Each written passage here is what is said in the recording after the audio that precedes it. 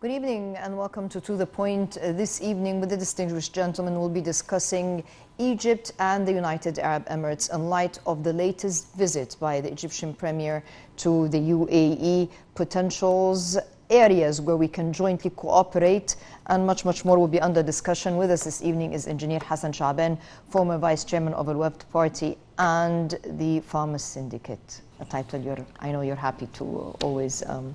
Thank you, appreciate it. Our Premier was in the United Arab Emirates. Worth noting, UAE is one of the close allies of Egypt in the Gulf. How do you see the visit? Lots of promising statements and promising numbers. How do you see the visit? The visit is a continuation for this very close relationship between Egypt and the United Arab Emirates, actually. And probably the United Arab Emirates is the closest to our heart and to the Egyptians as in general. I see this visit as a start of a new chapter in our relationship, because in the last few years, actually, Egypt actually managed to develop in a very remarkable way in many fields. And I think the United Arab Emirates is a good example for a country that wants to develop. It's a very good example. So I think in many ways Egypt will be able to copy a lot of the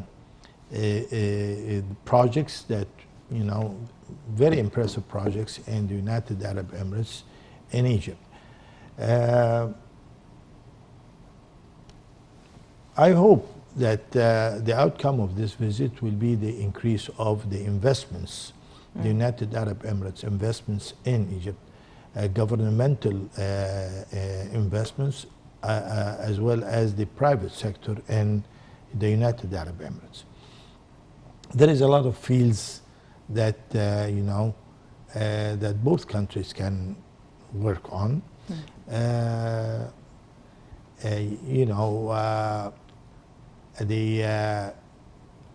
United Arab Emirates actually have a very remarkable experience, CV in dredging, for instance. And they have a very specialized company that belongs to ADNOC, which is the national company that handles the oil business in Abu Dhabi. I think this company worked very closely to the Suez Canal Authority during the expansion of the Suez Canal and the dredging of the Suez Canal. This company could actually help Egypt in developing the lakes, our 13 or 14 lakes that we have in the north, Bardawil and Manzala and Timsah. All of these lakes requires a lot of dredging to use it as fish farms, actually open fish farms, instead of having this installation huge business, the fish farms. There is another way that we could actually invest in our lakes. Yes. So there is a lot of fields actually that Egypt and the United Arab Emirates could cooperate in the future. In hopefully, in the field of agriculture, because in spite of the fact that the United Arab Emirates lacks fresh water and they don't have rivers or anything like that, and even the underground water is not really adequate for agriculture, but a remarkable achievements have taken place in the Emirates. And hopefully, Egypt and the United Arab Emirates will cooperate in the field of desalination and turning seawater to fresh water and be able to use it in human consumption. Mm-hmm. The agreement was to increase Emirati investment in Egypt. Yes. The Prime Minister said we want to increase FDI. If we are to prioritize where we need investment, the pressing need for investment, the competitive edge, because each country has, for example, when we talk about Germany's FDI, it was in a certain sector, mm-hmm. energy, industry. When we talk about UAE, in your opinion, where is UAE expertise needed in Egypt? Well, actually, surprisingly, the United Arab Emirates is a pioneer in using salt water in agriculture. Mm. They've actually grown a plant in the United Arab Emirates in Abu Dhabi called the halofite, which is a plant that grows directly on seawater without any treatment. It's a plant that could be used in, as food for cattle and camels, as well as producing edible oil for human consumption. I think, and I'm fully aware of the fact that we have certain researches on this particular plant, yes. But we really never took the step to grow large areas of this plant. Mm. Hopefully, Egypt and the United Arab Emirates could actually work together. Egypt could provide the land, and the United Arab Emirates could provide the investment and the know-how, and this will be a very successful partnership.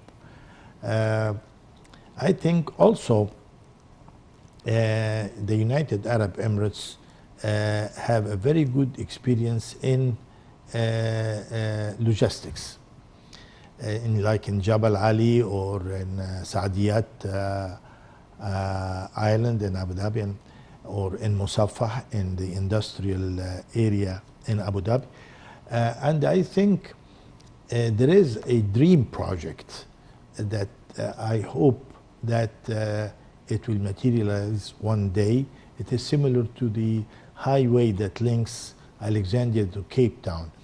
The dream project is to connect Al Qusayr or Safaga all the way to the Atlantic Ocean across the African continent.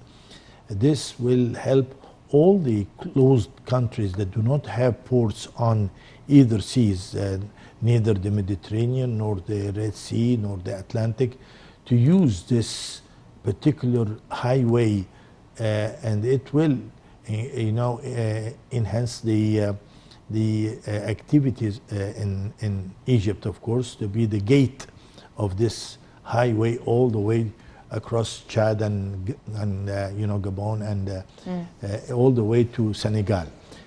Hopefully, also we could cooperate with the United Arab Emirates in the field of agriculture in Africa. Yes. Because the United Arab Emirates have a different philosophy.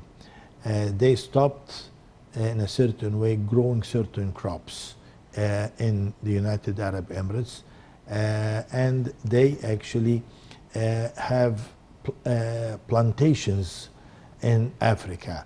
Hopefully, Egypt could provide the labor, and we could, construct settlements in Africa, and the Egyptian youth could go and work in these, agri-land. Because I think the future is for Africa, and we're aiming toward being self-sufficient in many crops. Within few years, with the rich Arab countries' investments in Africa and the experience in agriculture and the manpower that we could provide from Egypt, I think this would be a very successful,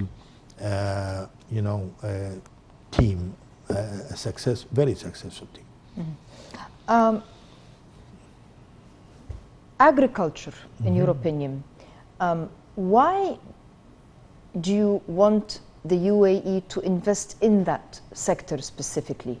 In other words, the success of UAE is in what area whereby it can be replicated in Egypt?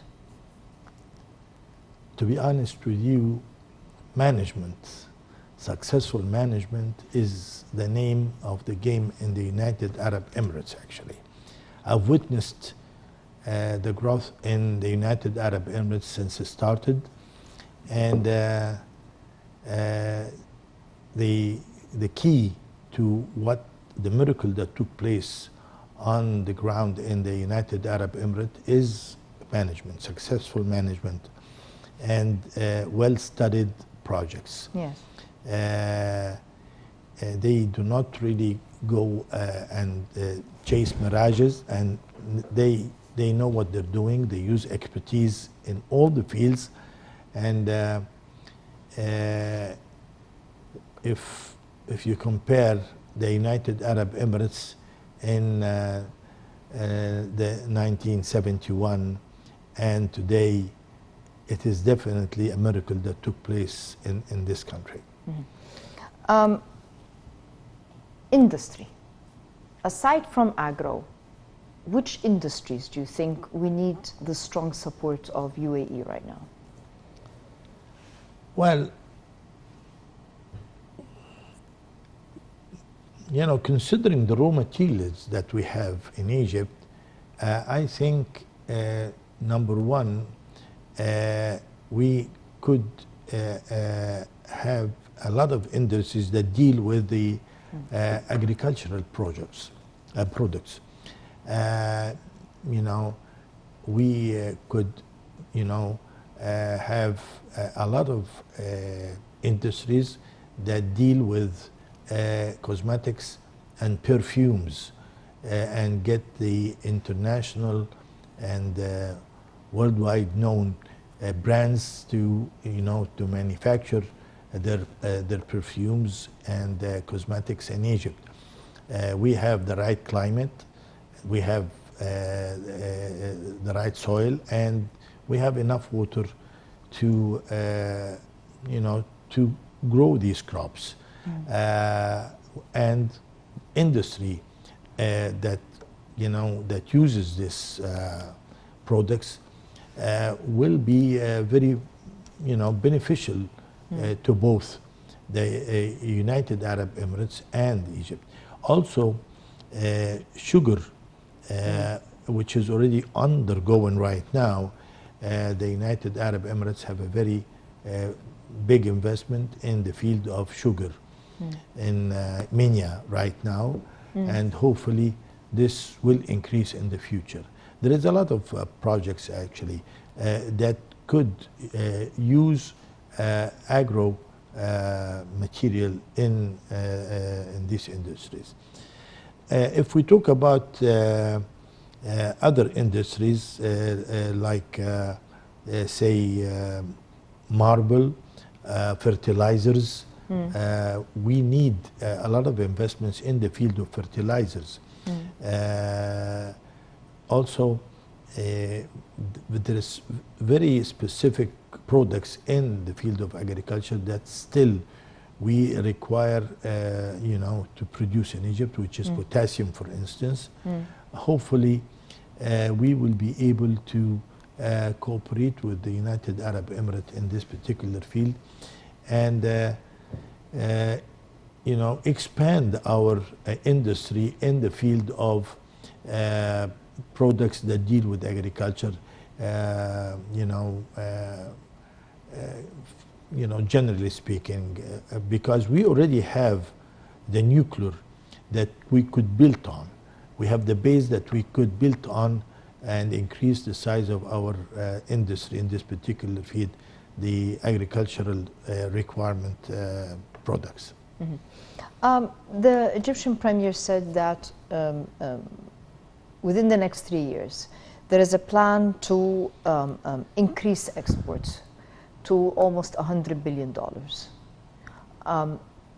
What, in your opinion, does UAE need from Egypt? Because it has to be a win-win situation. Indeed, investment in itself is a two-way winning game, but what do they need?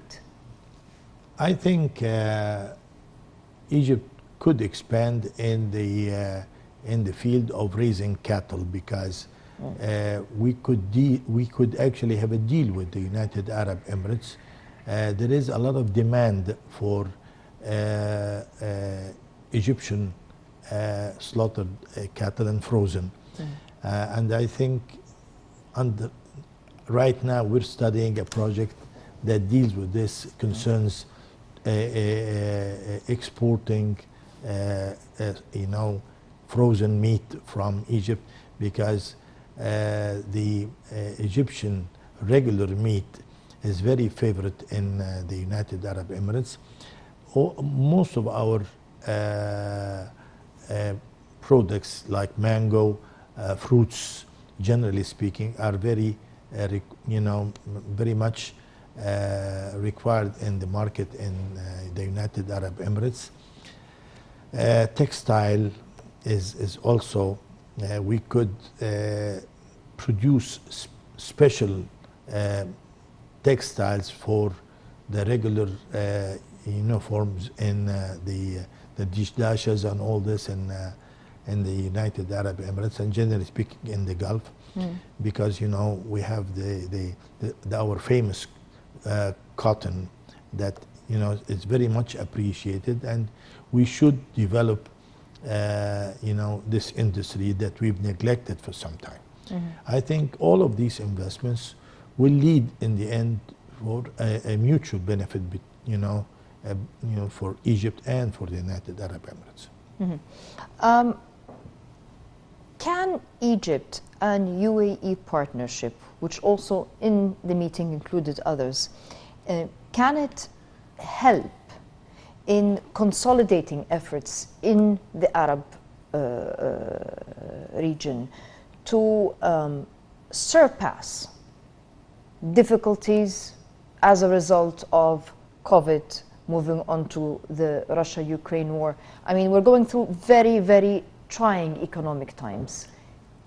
If I was in the driver's seat, actually, yes, I would utilize what's happening today in the world. I mean, after this pandemic and the war between Russia and Ukraine, I think the whole world is very busy with what's going on, and I think this is the proper time for the Arabs to get together and come up with a formula, generally speaking, for cooperation. Egypt started, these negotiations with Jordan, Iraq, some time ago, and I think if we do not seize this opportunity right now, and the whole world, and especially our, the parties that do not appreciate the idea of Arabs getting together and utilize this time for our benefit and get together and try to make something out of it, I think we should have a lot of wisdom in dealing with the Palestinian cause also, because I think the United Arab Emirates, actually, especially, and Saudi, gave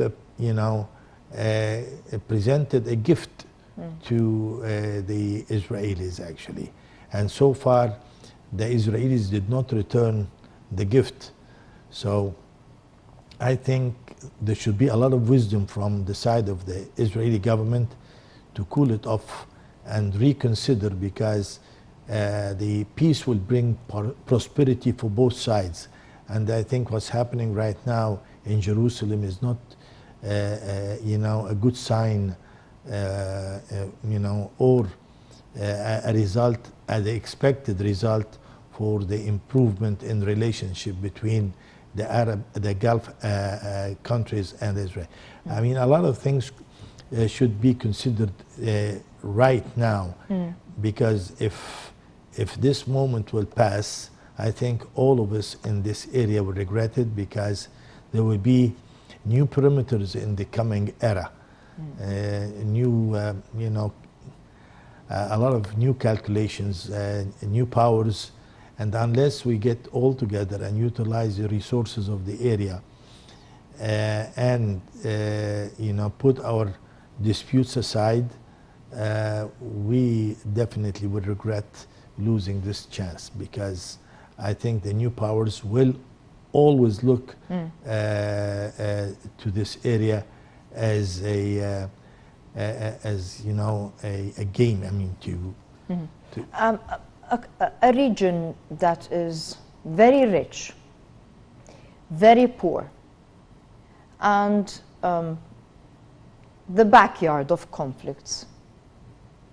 Can efforts be consolidated right now to ensure that, even though the world is sidetracked right now with the Ukraine-Russia conflict, that this region will not be the battleground anymore, and sovereignty will be respected?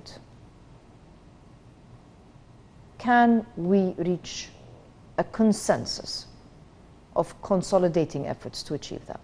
Hopefully we could.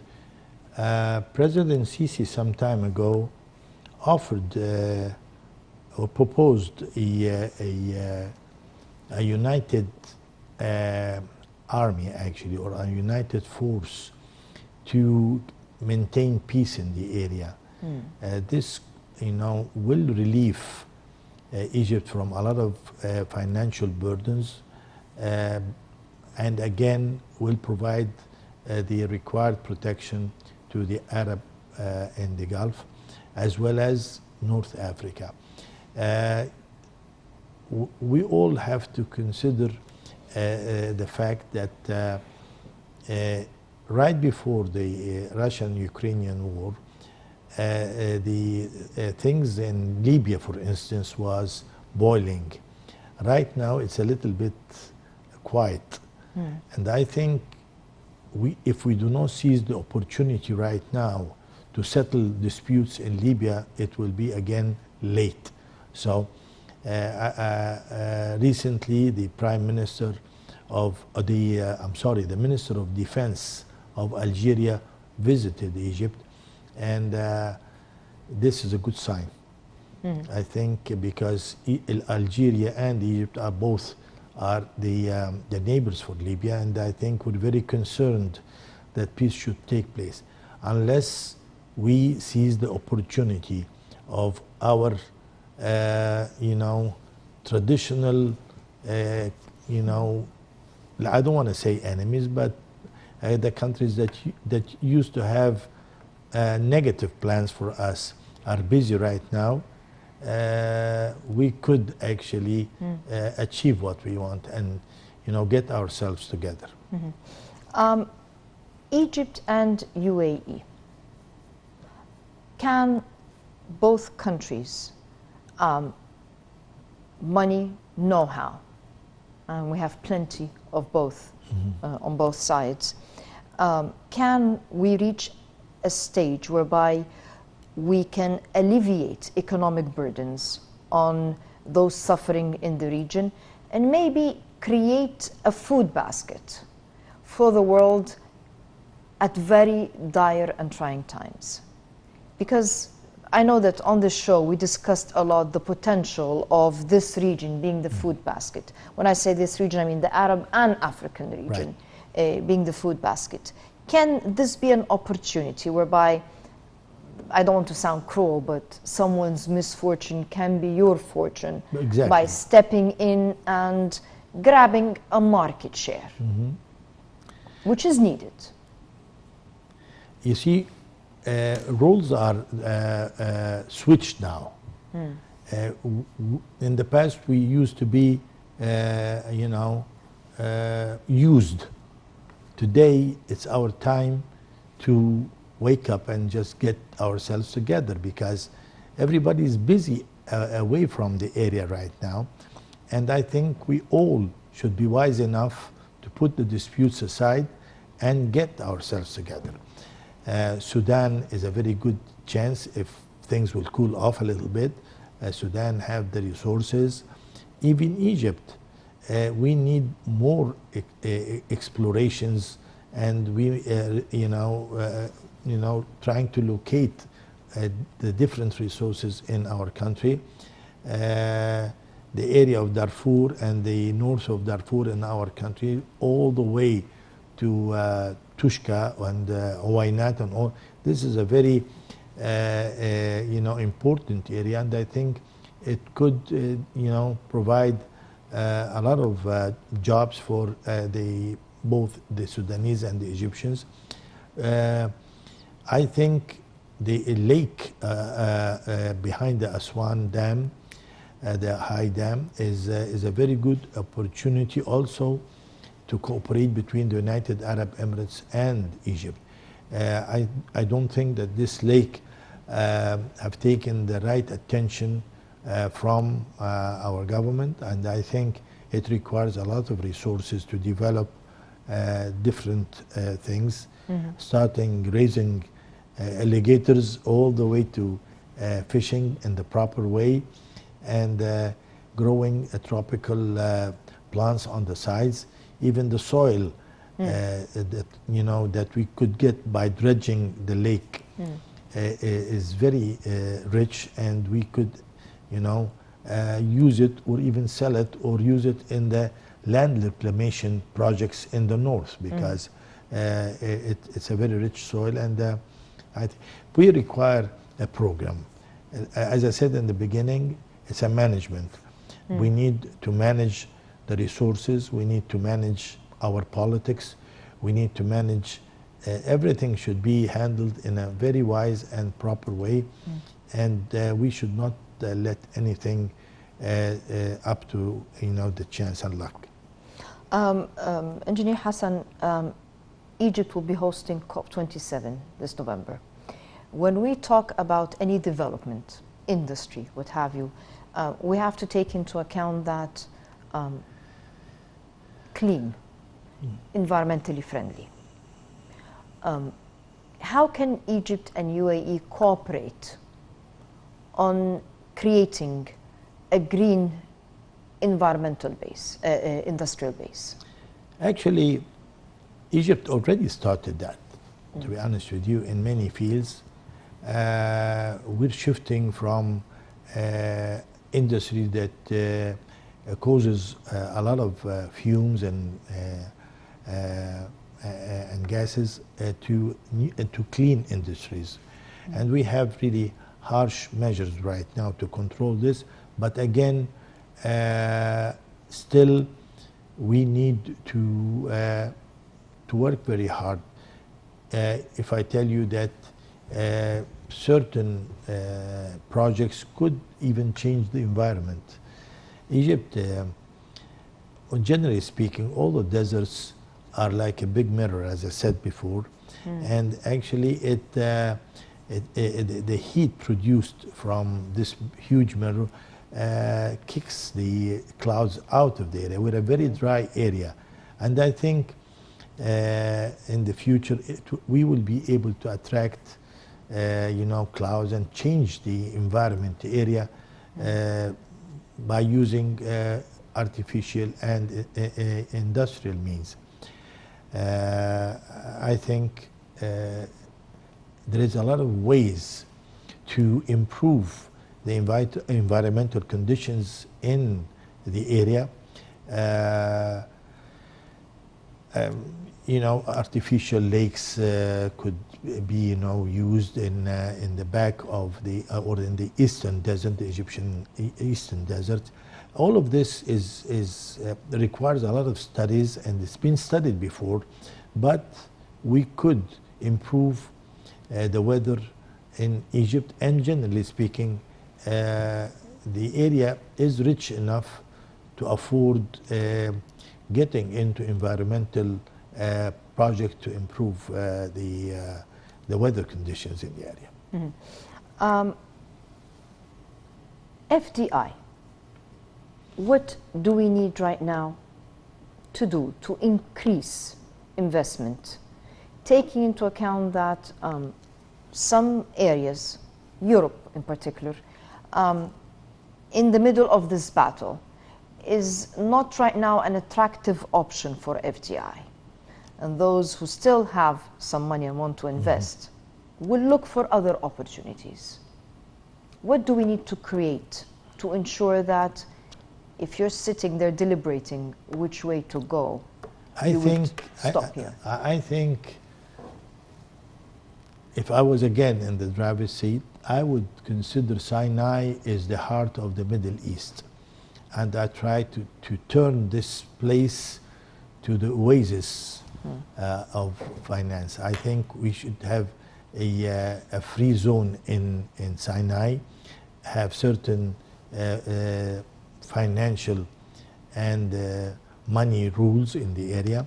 We should attract a lot of international and five-star banks to establish their branches in an Egyptian Wall Street in Sinai.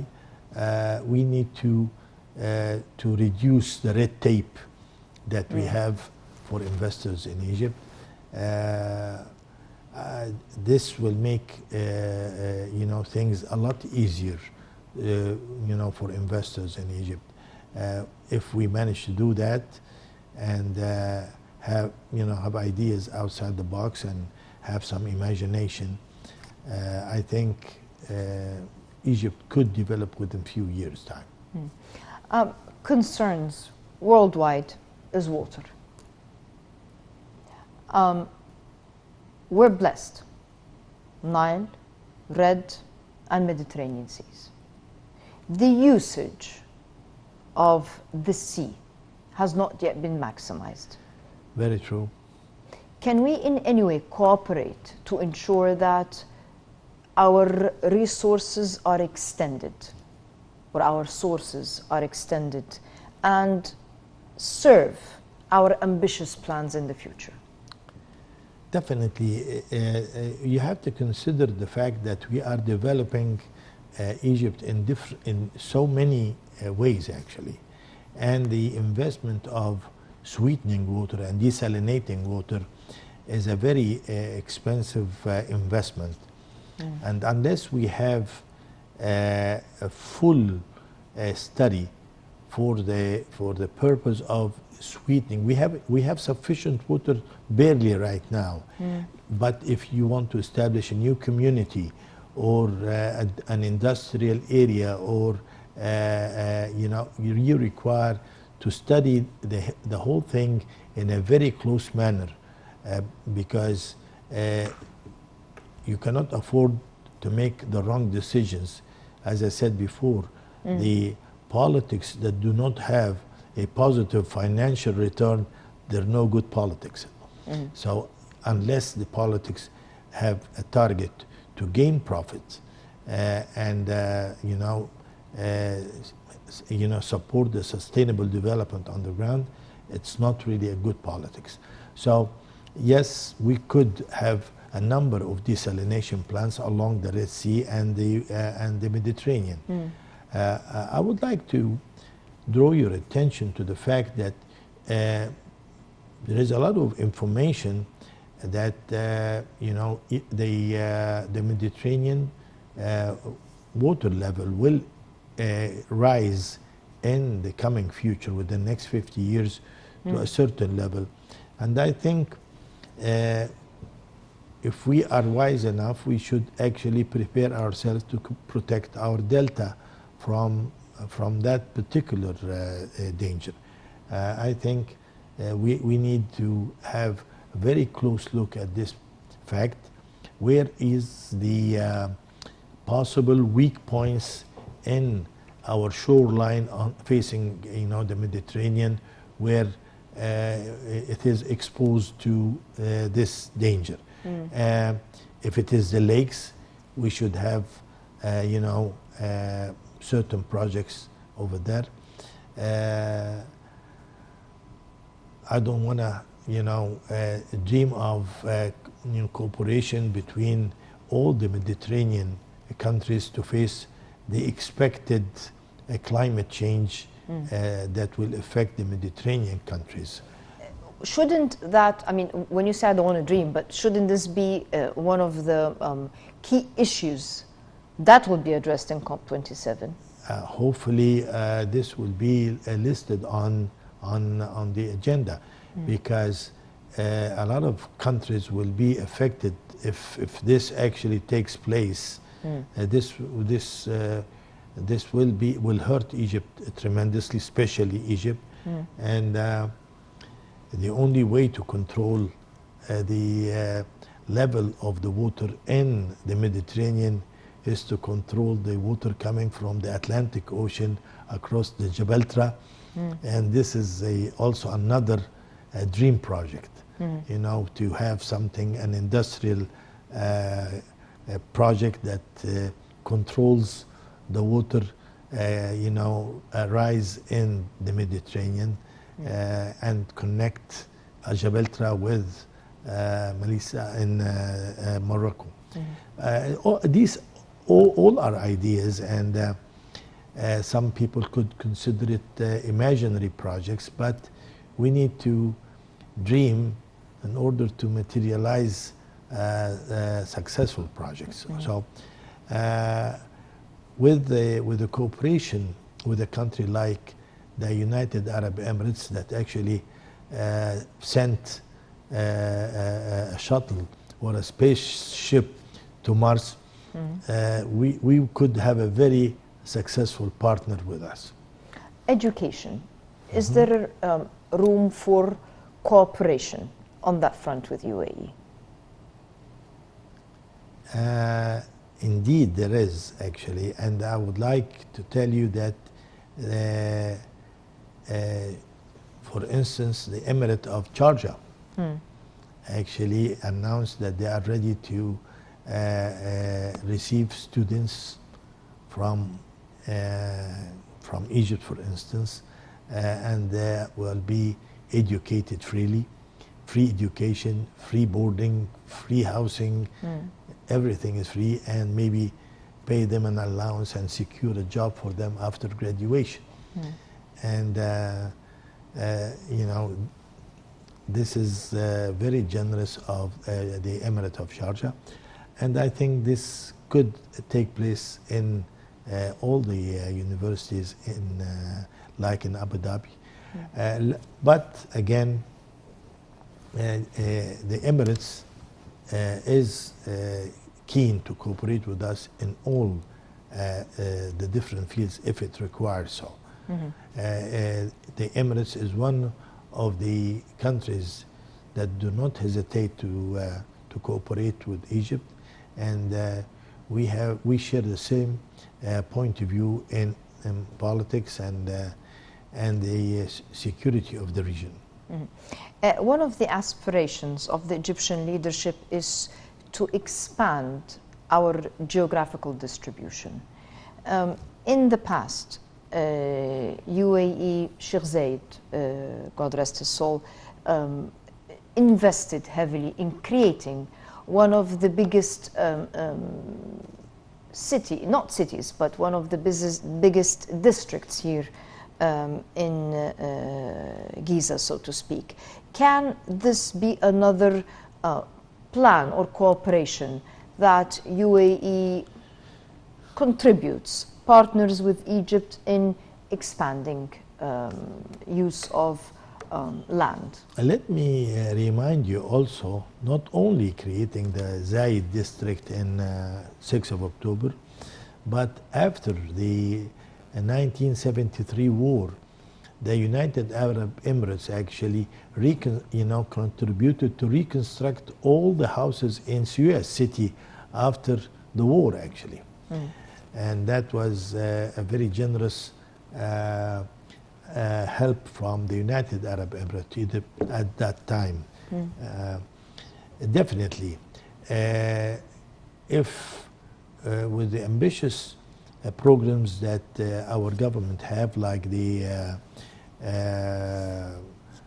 Reef al-Masri or the Egypt Future, the Mustaqbal Masr, I think if we study creating new settlements or communities in these areas, this will relieve the delta and the valley from assaulting the fertile land. I mean, we will offer new houses, and we establish new industries in these new agricultural areas.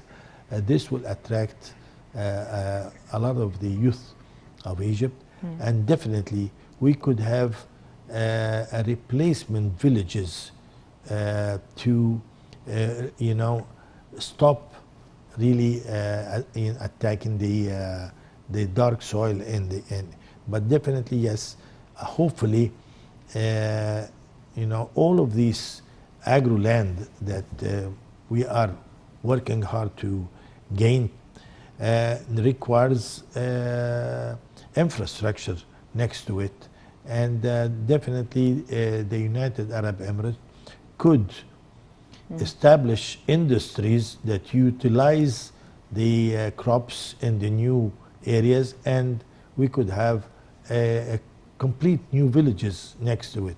I think this idea is an excellent idea if we concentrate on the agricultural activities, and the United Arab Emirates will provide us with the finance required to establish these industries that uses these products as a raw material.